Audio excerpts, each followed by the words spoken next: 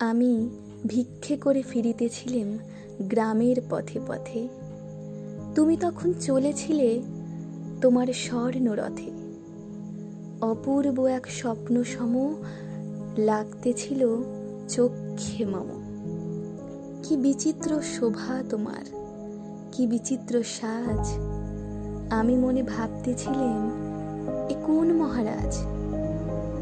আজ শুভক্ষণে রাত পোহালো। ভেবেছিলেম তবে আজ আমারে দাঁড়ে দাঁড়ে ফিরতে নাহি হবে।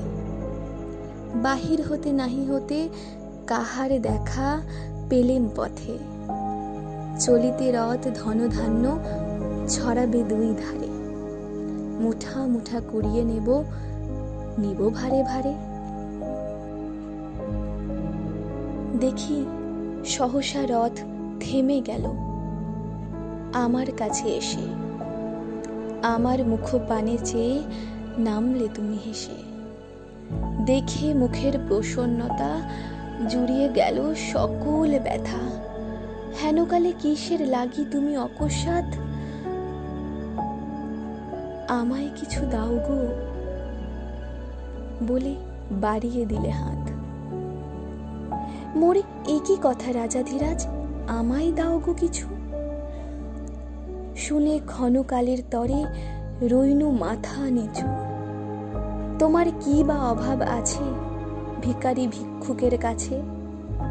এ কেবল কৌতুকের বশে আমায় প্রবঞ্চনা। ঝুলি হতে দিলেম তুলে একটি ছোট কণা।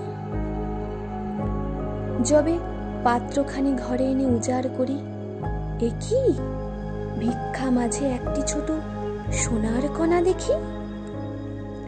দিলেম যা রাজ ভিখারিরে, স্বর্ণ হয়ে এলো ফিরে। তখন কাঁদি চোখের জলে, দুটি নয়ন ভরে। তোমায় কেন দিইনি আমার সকল শূন্য করে?